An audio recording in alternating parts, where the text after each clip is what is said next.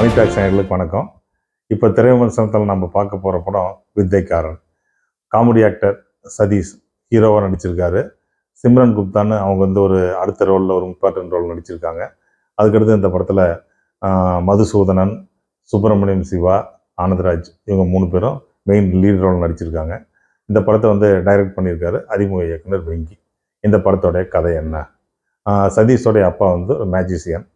சதீஷ் சின்ன வயசாக இருக்கும்போதே அவங்க 2 பேர், அவங்க அப்பா இந்த ஆனந்தராஜ் குரூப் 3 பேரும் அவங்க ஸ்மக்லர்ஸு. ஆனந்தராஜ், சுப்பிரமணியம் சிவா, மதுசூதனன் 3 பேர் சேர்ந்து கொன்னுடுவாங்க.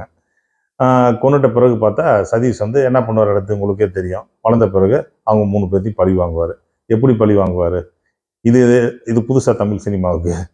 இது மாதிரி நீங்கள் ஏகப்பட்ட தமிழ் சினிமாக்கள் பாருங்கள். தமிழ் சினிமாக்கள்னாவே பழி வாங்குற கதை. ஏதோ ஒரு ஆங்கிளில் பழி வாங்குவாங்க. அது இந்த படத்தில் சதீஷ் தன்னுடைய அப்பாவை கொண்ட இந்த 3 வில்லங்கள் எப்படி பழி வாங்குறாரு, இதுதான் கதை. இதுக்காக என்ன சூஸ் பண்ணியிருக்காங்கன்னு பார்த்தா, சதீஷ் ஏர்போர்ட்டில் ஒரு துப்புரவு தொழிலாளியாக இருப்பார். அவர் ஒரு பிளான் பண்ணி இந்த 3 ஸ்மக்லரையும் ஏர்போர்ட்டுக்கு வர வச்சுட்டு அங்கே போலீஸில் மாட்டுட்டுவார். அதுக்கு பிறகு என்ன நடக்குதுங்கிறது தான் இந்த படத்தினுடைய கதை. காமெடி நடிகர் ஹீரோவாக நடிக்கும்போது அவங்களுக்குள்ள ஒரு சின்ன குழப்பம் இருக்கும். என்ன மாதிரியான ஹீரோவாக நடிக்கலாம், நம்ம எப்படி நடித்தா அதை ஆடியன்ஸ் ஏற்றுக்குவாங்க, எப்படி சக்ஸஸ் கொடுக்கலாம் அப்படின்னு. அது நீங்கள் பார்த்தீங்கன்னா உங்களுக்கே தெரியும். சந்தானத்துக்கு அந்த குழப்பம் இன்னும் இருந்துக்கிட்டே இருக்குது.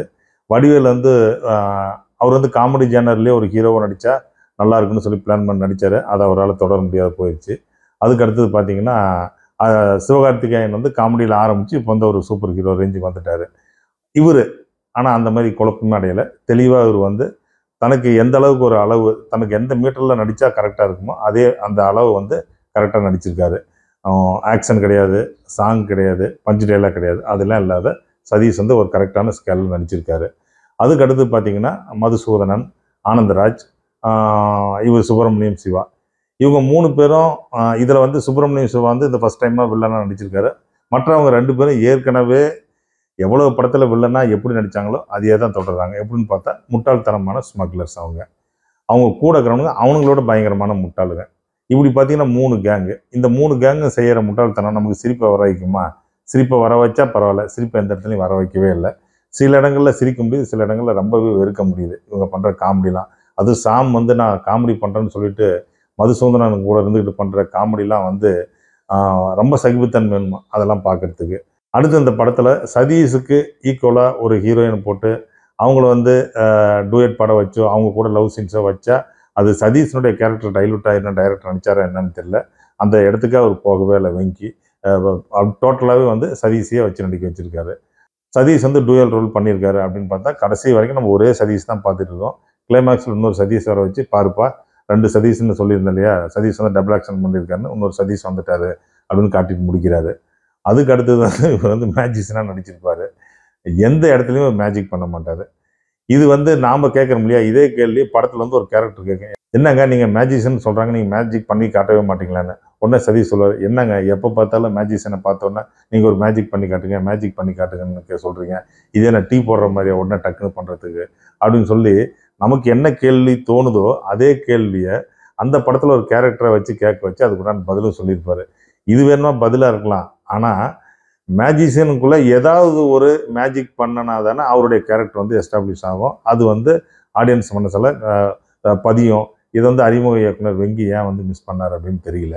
யுவா கார்த்திக் ஒளிப்பதிவில் வெங்கட் பரதனுடைய இசையில் இந்த படத்தில் அவங்களுக்கு எந்த ஸ்கோப் இருக்குது அப்படின்னு பார்த்தீங்கன்னா, பின்னணி இசைக்கு பெருசாக எந்த இடத்துலையும் இந்த படத்தில் ஸ்கோப் இல்லை அப்படின்னு தான் சொல்லணும். ஏன்னா சாங்குகளில் ஒரு டெப்த்தான எமோஷன் சென்டிமெண்ட் சீன் இல்லை. அதனால் பின்னணி இசை பெருசாக ஒர்க் அவுட் ஆகலை.